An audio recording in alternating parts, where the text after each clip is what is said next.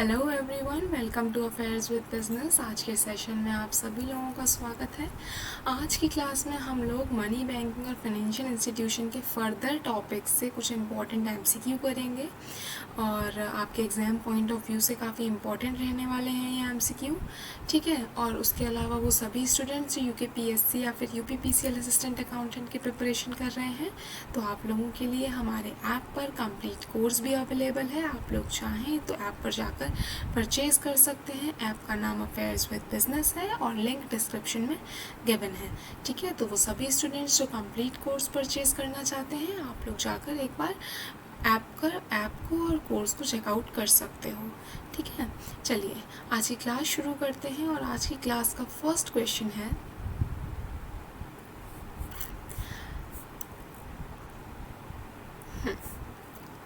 देखिए आज की क्लास का फर्स्ट क्वेश्चन है, dash refers to the process of removing और stripping the legal status of a currency.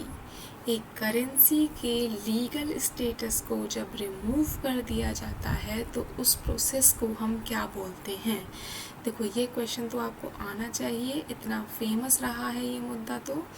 तो जब किसी करेंसी के लीगल स्टेटस को हम रिमूव कर देते हैं तो उसको क्या बोलते हैं। Digitization, financial inclusion, demonetization, micro finance. Demonetization, C will be the correct answer. जब किसी करेंसी के लीगल स्टेटस को आप रिमूव कर दोगे, रिमूव हो जाता है, तो उस प्रोसेस को हम बोलते हैं डीमोनेटाइजेशन, ठीक है। चलिए नेक्स्ट क्वेश्चन पर चलते हैं। नेक्स्ट क्वेश्चन है, when was paper currency first started in India. देखो ये तो आपको याद करना है कि इंडिया में पहली बार पेपर करेंसी कब इंट्रोड्यूस की गई थी। तो वो इंट्रोड्यूस की गई है 1861 में। और इसमें सबसे पहली बार क्या किया गया था, 10 रुपये के नोट्स जो है वो इशू किए गए थे, ठीक है। तो सबसे पहली बार आपकी जो पेपर करेंसी है इंडिया में कब इंट्रोड्यूस की गई थी, 1861 में। उस वक्त में ब्रिटिशर्स का राज था और 1861 में पहली बार आपकी पेपर करेंसी इंट्रोड्यूस की गई है इंडिया में, ये याद रखना है आपको, ठीक है। नेक्स्ट क्वेश्चन है, which of the following are the forms of e banking. E banking के फॉर्म्स बताने हैं आपको। इनमें से जो हमको 4 पॉइंट्स गिवन हैं, 5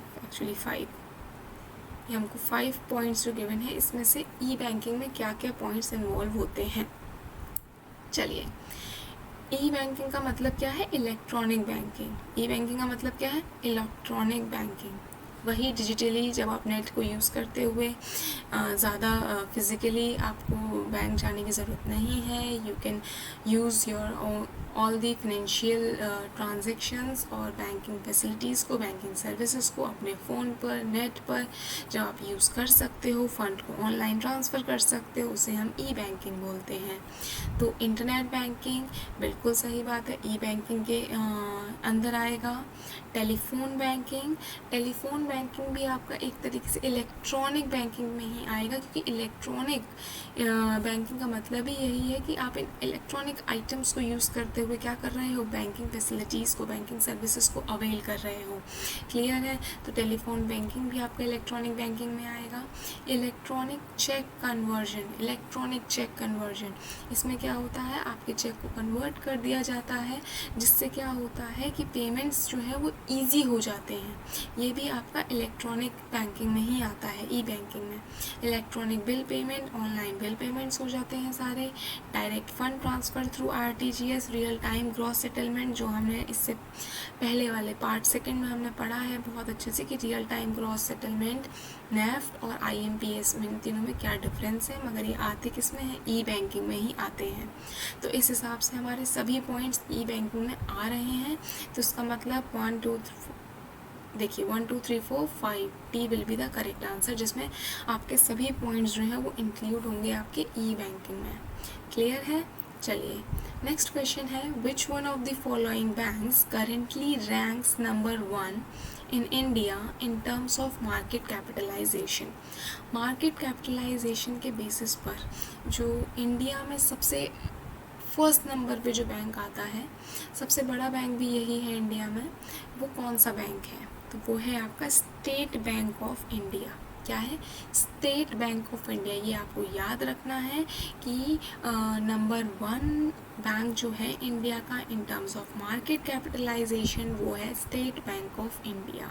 ठीक है, so A will be the correct answer. Okay, चलिए नेक्स्ट क्वेश्चन है, आपको इसमें मैच करना है, लिस्ट 1 से लिस्ट 2 को मैच करना है।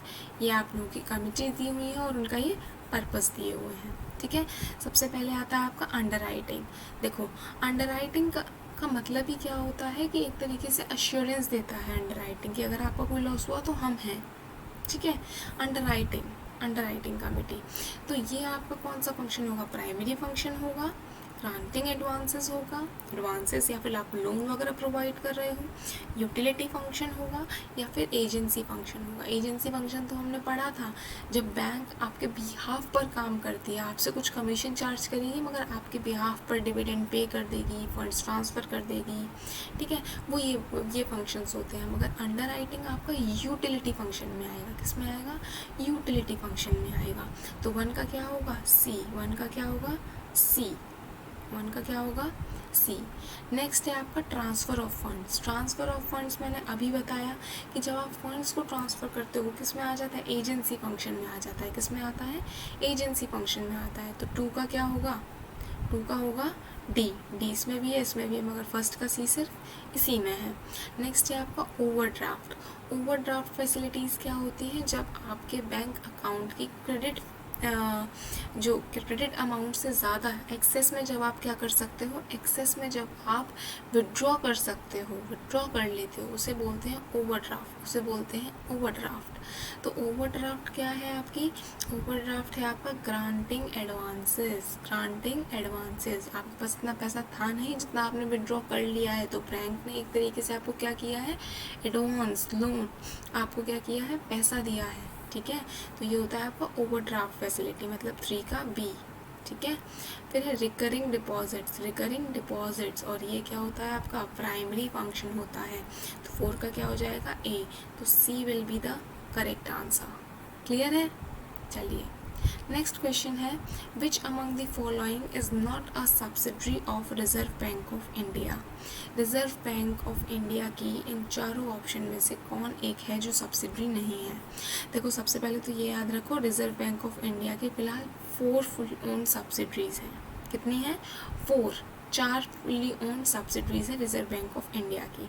अब हमें ये बताना है कि इनमें से कौन सी एक वो है जो आरबीआई की सब्सिडरी नहीं है। देख लेते हैं। Deposit insurance and credit Guarantee Corporation of India, याद रखना है आपको, ये बिल्कुल सब्सिडरी है आरबीआई की। दूसरा, Bharatiya Reserve Bank Note Mudran Private Limited, ये भी आरबीआई की सब्सिडरी है। याद कर लेना है आपको यहीं की कौन कौन आरबीआई की सब्सिडरीज हैं। Reserve Bank Information Technology Private Limited, ये भी आरबीआई की सब्सिडरी है। Securities exchange board of India, ये बिल्कुल गलत है, ये आरबीआई की सब्सिडरी नहीं है। D will be the correct answer. ठीक है, securities exchange board of India RBI की सब्सिडरी नहीं है, बाकी 3 आरबीआई की सब्सिडरीज हैं। और जो 4th इंस्टीट्यूशन है जो आरबीआई की सब्सिडरी है वो है इंडियन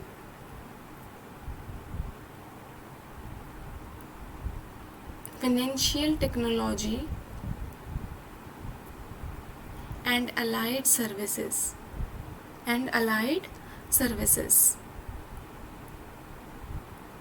ठीक है, क्लियर? तो आप लोगों की 4 सब्सिडरीज क्या है रिजर्व बैंक ऑफ इंडिया की? Deposit Insurance Credit Guarantee Corporation of India, Bharatiya Reserve Bank and Note Mudran Private Limited, Reserve Bank Information Technology Private Limited, और इंडियन फाइनेंशियल, एक बार रिपीट कर देती हूँ, आई थिंक ये विजिबल नहीं होगा, Indian financial technology and allied services. Indian financial technology and allied services, Indian financial technology and allied services. ये चार क्या है आपकी आरबीआई की सब्सिडरीज है। इसके अलावा कोई और ऑप्शन आएगा तो आप क्या कर देंगे, कैंसिल कर देंगे। दूसरी बात आपको क्या याद रखनी है, जब नेशनल हाउसिंग बैंक इस्टेब्लिश हुआ था 1987 में, तब वो भी क्या था, आरबीआई की फुल्ली ओन्ड सब्सिडरी थी। मगर अब वो कौन ओन करता है, अब वो गवर्नमेंट ओन करती है नेशनल हाउसिंग बैंक को। क्लियर है। चलिए नेक्स्ट क्वेश्चन है, identify the years in which the different phases of bank nationalisation took place in India. अब आपको इसमें से आइडेंटिफाई करना है कि किस ईयर में नेशनलाइजेशन ऑफ बैंक हुआ है, किस किस ईयर में किसी भी बैंक को नेशनलाइज किया गया है। देखिए 1950 में कुछ याद आ रहा है, नहीं। 1955 में, देखो 1955 में क्या हुआ है, imperial bank of India nationalise हुआ है, जिसका नाम हो गया था स्टेट बैंक ऑफ इंडिया। इसके बाद स्टेट बैंक ऑफ इंडिया इसका नाम हो गया था 1955 में, ये क्या हुआ है, नेशनलाइज हुआ है। फिर 1969 में आते हैं, देखो 1969 में क्या हुआ है, 1969 में आपके 14 बैंक्स नेशनलाइज हुए थे। क्या हुए थे, 14 बैंक्स नेशनलाइज हुए थे 1969 में।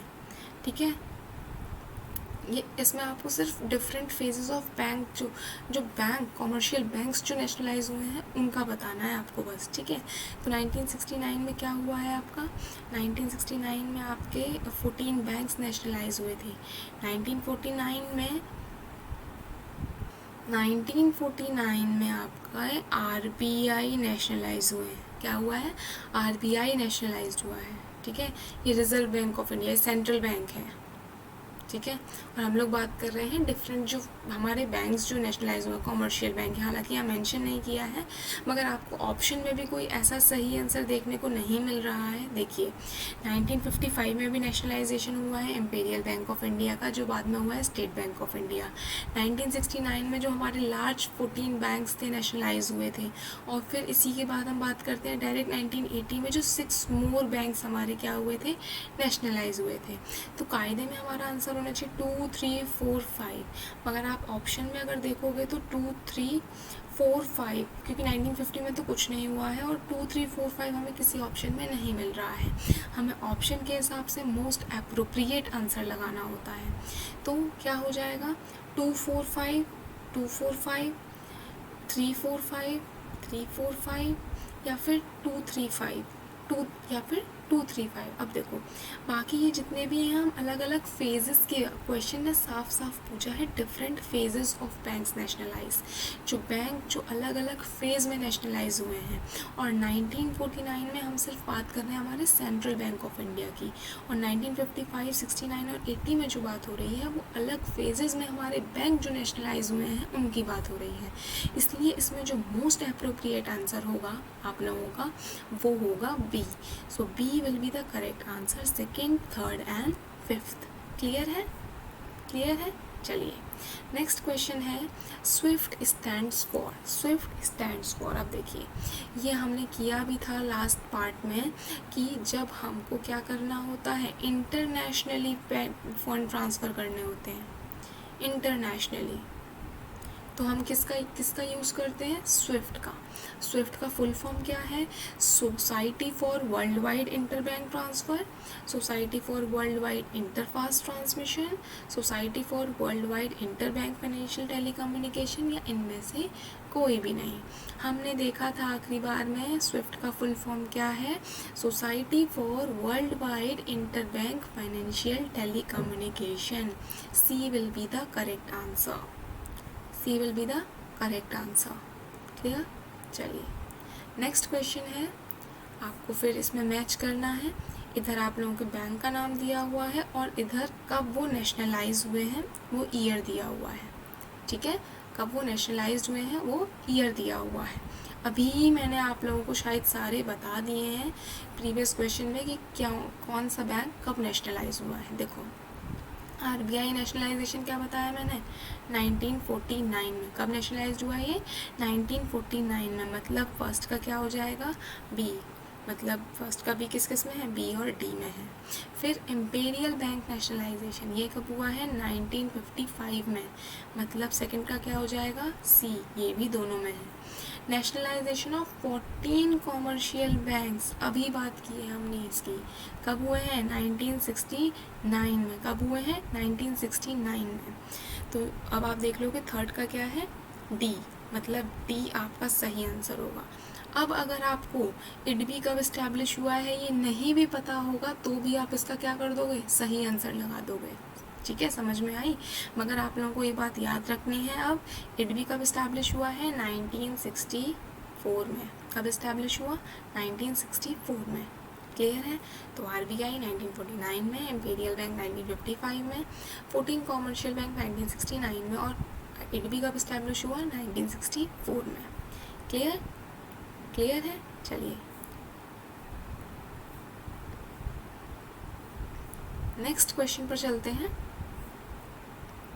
नेक्स्ट क्वेश्चन है, select the techniques of monetary control and adopted by RBI from the following.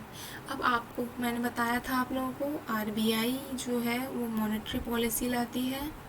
Monetary policy वो लाती है क्रेडिट कंट्रोल करने के लिए, उसमें वो वेरियस इंस्ट्रूमेंट्स को यूज़ करती है। तो हमें यही बताना है इसमें से कि आरबीआई जो इंस्ट्रूमेंट्स को यूज़ करती है वो कौन कौन से हैं।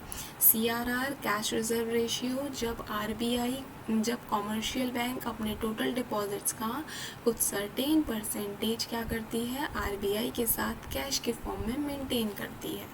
स्टैट्यूटरी लिक्विडिटी रेशियो, जब कॉमर्शियल बैंक अपने नेट डिमांड और टाइम लाइबिलिटीज़ का सर्टेन परसेंटेज लिक्विड एसेट्स में रखती है, क्योंकि उसको लिक्विडिटी की कभी भी कोई प्रॉब्लम ना आए।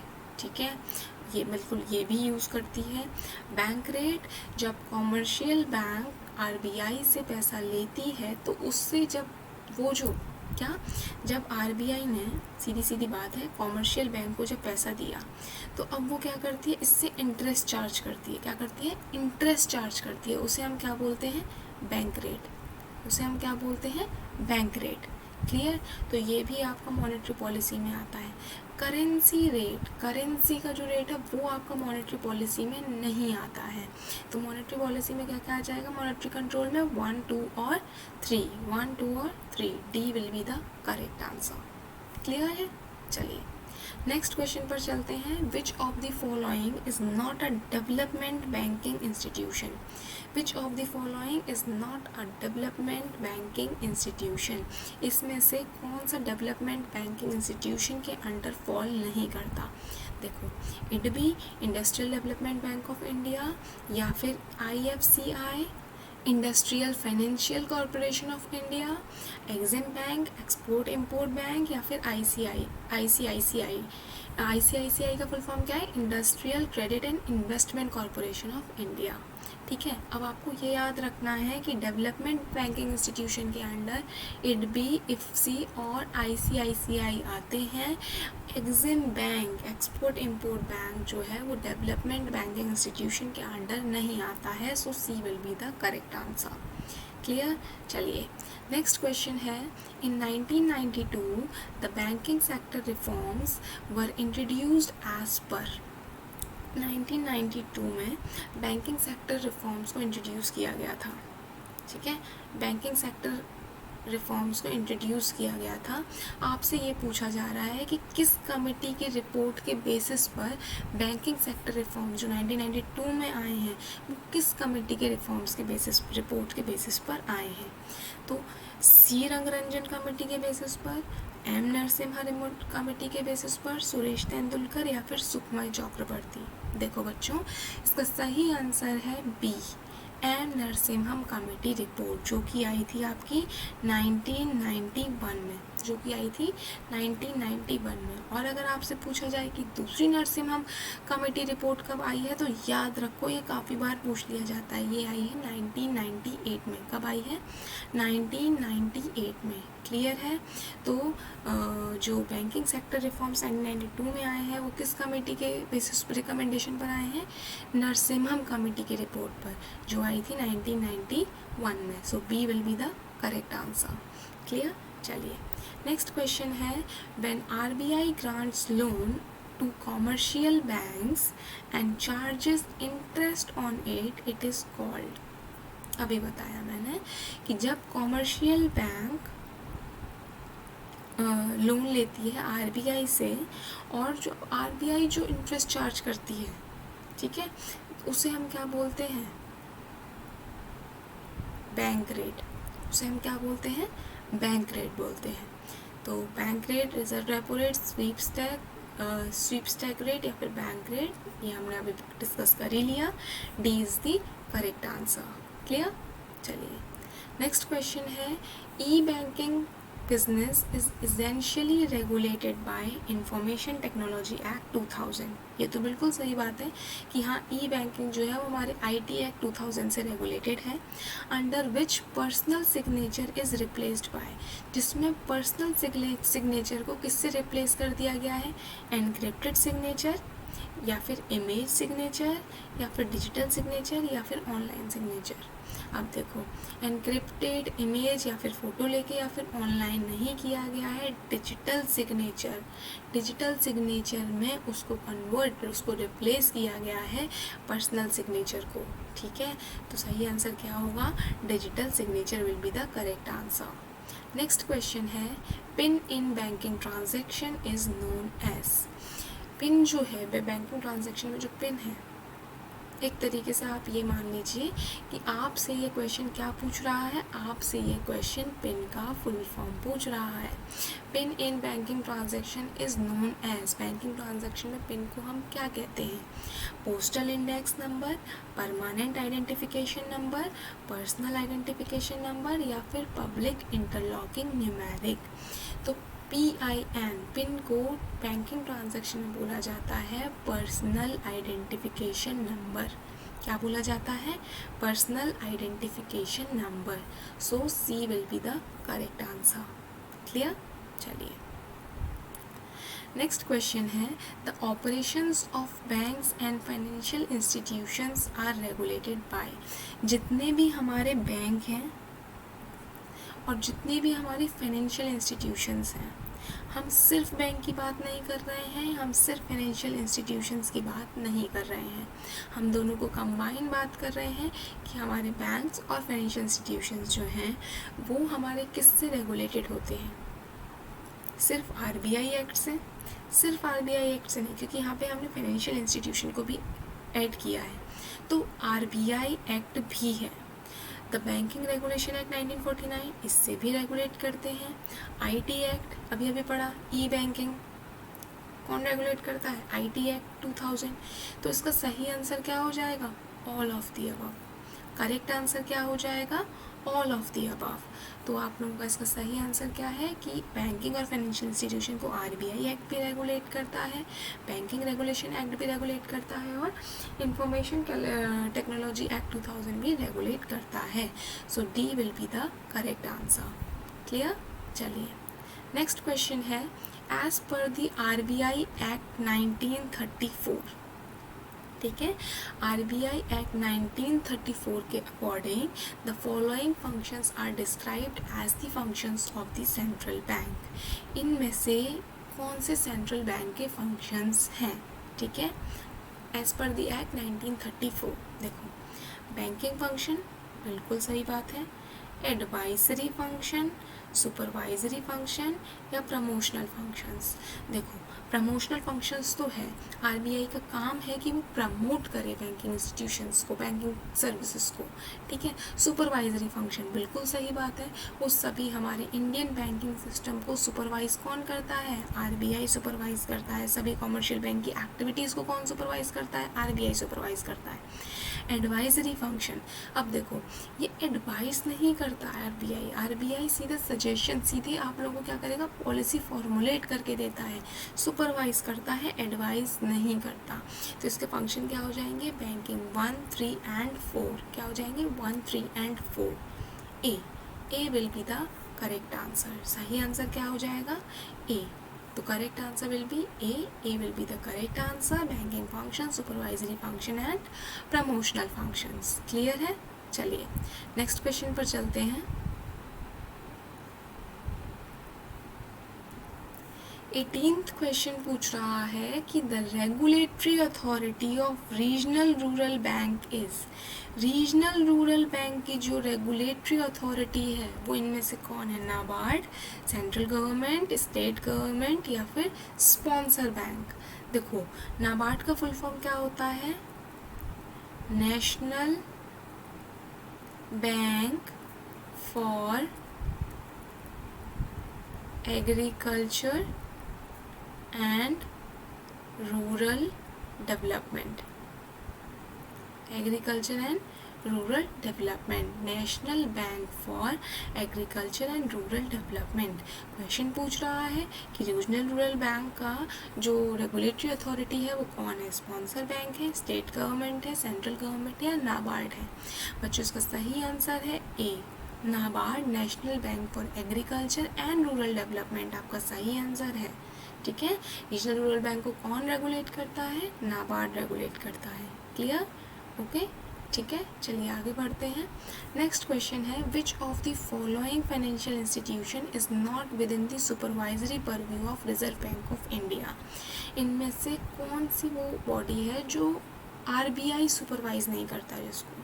ठीक है, फर्स्ट है foreign commercial bank operating in India, regional rural banks और regional rural banks, mutual funds और स्टेट कोऑपरेटिव फंड्स। देखो अब आप लोग कहीं ये मत कर देना कि फॉरेन बैंक्स को लगा दो। फॉरेन कॉमर्शियल बैंक जो इंडिया में ऑपरेट हो रही हैं उनको भी RBI ही सुपरवाइज करते हैं। ठीक है, करता है, मगर सिर्फ और सिर्फ म्यूचुअल फंड्स, इनमें से सिर्फ एक म्यूचुअल फंड्स हैं जिसको RBI सुपरवाइज नहीं करता है। इसको कौन सुपरवाइज करता है? SEBI, securities exchange board of India. Mutual funds को कौन सुपरवाइज करता है? ये किसके सुपरवाइजरी परव्यू के अंडर आता है?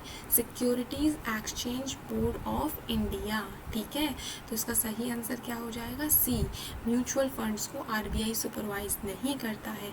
और कौन करता है ये भी याद रखना है, कौन करता है? सेबी। और सेबी का फुल फॉर्म भी याद रखना है, securities exchange board of India. ठीक है, क्लियर है? चलिए नेक्स्ट क्वेश्चन पर चलते हैं और आज की क्लास का लास्ट क्वेश्चन है identify the quantitative credit control methods among the following. अब वही बात है हमारी RBI की monetary policy, quantitative instruments, qualitative instruments. अब हमें यहाँ पे क्या बताने हैं? क्वांटिटेटिव इंस्ट्रूमेंट्स बताने हैं, क्वांटिटेटिव इंस्ट्रूमेंट्स। तो बैंक रेट हमारा क्वांटिटेटिव इंस्ट्रूमेंट में आता है, बिल्कुल आता है। एक क्वेश्चन आप लोग ज़रा सोचेंगे और आप लोग मुझे बताएंगे नेक्स्ट जब हम इस चीज़ को डिस्कस करेंगे नेक्स्ट किसी क्लास में। बैंक रेट और रेपो रेट में क्या डिफरेंस होता है? ठीक है, बैंक रेट और रेपो रेट में क्या डिफरेंस होता है, इस क्वेश्चन के बाद ही डिस्कस कर लेंगे। तब तक सोचिए आप लोग कि बैंक रेट और रेपो रेट में क्या डिफरेंस होता है। दोनों में ही कॉमर्शियल बैंक जो है क्या कर रही है? RBI से पैसा ले रही है। ठीक है, तो इन दोनों में डिफरेंस क्या है? ठीक है, चलिए, और मगर दोनों ही क्या है? क्वांटिटेटिव क्रेडिट कंट्रोल मेथड्स हैं। ठीक है, दोनों ही क्वांटिटेटिव क्रेडिट कंट्रोल मेथड है। क्रेडिट राशनिंग आप लोगों का बच्चों क्वालिटेटिव है। क्या है? क्वालिटेटिव है। इसमें क्या होता है? क्रेडिट कंट्रोल कर दिया जाता है कि कोई पर्टिकुलर बंदा कितना लोन ले सकता है। समझ में आया? कितनी उसकी लिमिट, एक लिमिट ड्रॉ कर दी जाती है कि इतना कम से कम उसको अपने आप अरेंज करना पड़ेगा। समझ में आया? नेक्स्ट है आपका ओपन मार्केट ऑपरेशन। ये भी क्या है? आपका क्वांटिटेटिव है। ये भी क्या है? क्वांटिटेटिव। बैंक रेट क्वांटिटेटिव है, ओपन मार्केट क्वांटिटेटिव है, वेरिएबल रिजर्व रेशियो आपका क्वांटिटेटिव है, सिलेक्टिव क्रेडिट कंट्रोल आपका क्वालिटेटिव है, और सिक्स्थ लिक्विडिटी रेशियो आपका क्या है? क्वांटिटेटिव है। क्लियर? तो इसमें से आपके क्वांटिटेटिव कौन कौन से हो गए? बैंक रेट 1, 3,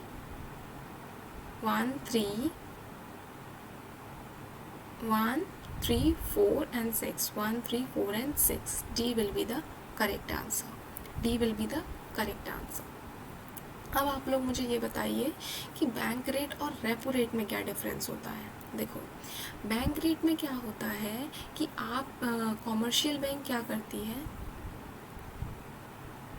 देखो, बैंक रेट में क्या डिफरेंस होता है, कॉमर्शियल बैंक क्या करती है, आरबीआई से पैसा लेती है और उस पर उसको क्या करना पड़ता है, इंटरेस्ट पे करना पड़ता है। क्या करना पड़ता है, इंटरेस्ट पे करना पड़ता है, उसे हम बोलते हैं बैंक रेट। Easy, clear. और रेपो रेट में क्या होता है, रेपो रेट में भी आरबीआई जो है वो कॉमर्शियल बैंक को मनी लेंड करती है, मगर इस केस में सिक्योरिटीज़ को ख़रीदा और बेचा जाता है। मगर इस केस में क्या किया जाता है, सिक्योरिटीज़ को ख़रीदा और बेचा जाता है, उसके ज़रिए से पैसा जो है वो ट्रांसफ़र होता है। पैसा आरबीआई उसके ज़रिए से पैसा क्या करती है, कॉमर्शियल बैंक को लेंड करती है। क्लियर है ये डिफरेंस, ये याद रखेंगे आप लोग। और ये दोनों ही आपके क्या हैं, क्वांटिटेटिव मेजर्स हैं मॉनेटरी कंट्रोल, मॉनेटरी पॉलिसी में क्रेडिट कंट्रोल के। ठीक है, तो आई होप कि आज भी आप लोगों को काफ़ी सारी चीज़ें नई पता चली हों, कॉन्सेप्ट्स रिवाइज हो गए हों, या आपके एग्ज़ाम पॉइंट ऑफ व्यू से कुछ काफ़ी इंपॉर्टेंट क्वेश्चंस हैं। अच्छे से पढ़िएगा, कोई डाउट हो बिल्कुल पूछिए कमेंट में। ठीक है, तो आज के लिए इतना ही, मिलते हैं किसी और क्लास में, तब तक के लिए शुक्रिया, thank you so very much. ठीक है, क्लास अच्छी लगी हो तो लाइक कीजिएगा, कमेंट कीजिएगा, शेयर कीजिएगा। चलिए, थैंक यू।